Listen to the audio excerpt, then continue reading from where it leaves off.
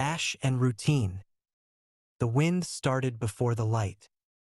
It whistled through the cracks in the boarded-up auto shop, tugging gently at the corner of the faded blue tarp patched over the roof like it was trying to whisper something through the seams. Inside, he lay awake, already listening. He hadn't slept well. He rarely did, but it wasn't nightmares that had kept him up. It was instinct. He sat up slowly, every movement controlled. The mattress creaked faintly beneath him, its springs long since dead. Cold air licked at his neck as he pushed the threadbare blanket aside and grabbed the machete from under the pallet. The blade was cold in his hand, comforting, familiar. He checked the can-wire alarm first, moving in a slow crouch toward the entryway. The cans swayed lightly in the wind but didn't rattle with urgency. No tampering, no disturbance.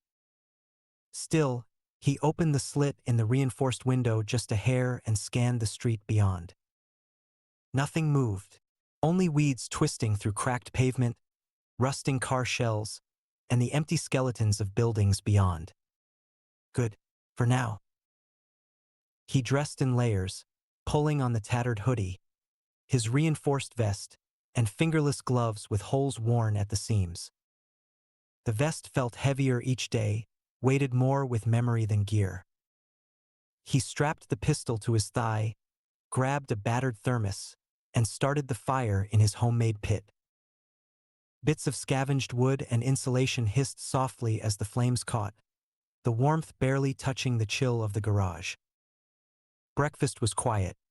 Half a can of beans, cold, and a swallow of gritty instant coffee from the thermos. He ate mechanically, staring at the map he'd sketched on a strip of cardboard. Marks for scavenged areas, possible supply routes, and no-go zones. Places where the undead clustered or worse, where the living did. By mid-morning, he stepped out into the world.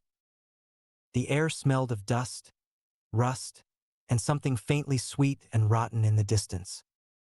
He made his way around the perimeter, starting with the alley behind the shop.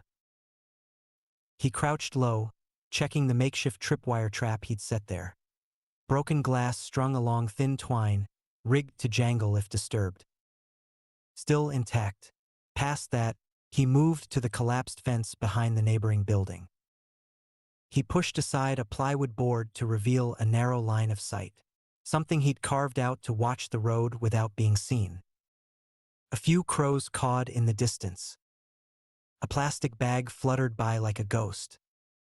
But no walkers, no people. He swept in a slow circle, his route methodical. He passed by the husk of a burned-out SUV, where he'd buried 3 corpses weeks ago. One of them had still had a child's shoe on. The ground was undisturbed.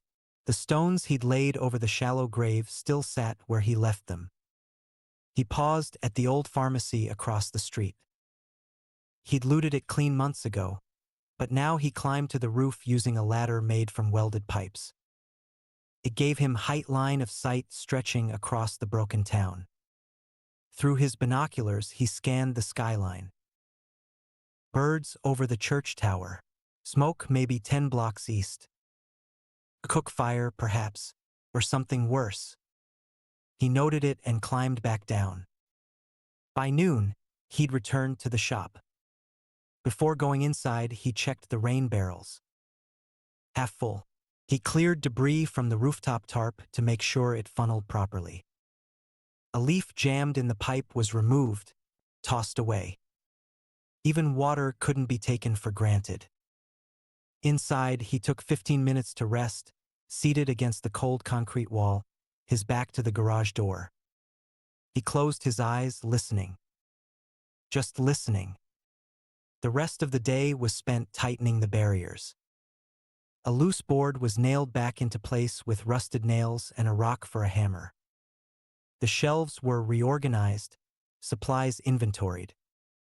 He boiled some of the collected rainwater and used a bit of it to wash his face. An indulgence. The fire pit flickered low as he sat beside it, carefully oiling his machete with a rag soaked in motor oil. As dusk fell, the wind picked up again.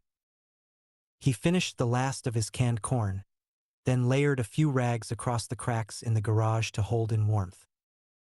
The fire was nearly out, glowing embers giving off a faint red light. He pulled the blanket over himself, pistol within arm's reach, machete under his mattress. The last thing he did was check the photo tucked behind a piece of rebar on the shelf. The edges were worn, the image faded, just two faces smiling on a porch that no longer existed. He didn't look at it long. The wind rattled the cans lightly at the entrance. He stared at the ceiling, at the tarp rustling above, and counted each sound in the darkness. Tomorrow the routine would start again. He hoped it would be as uneventful as today.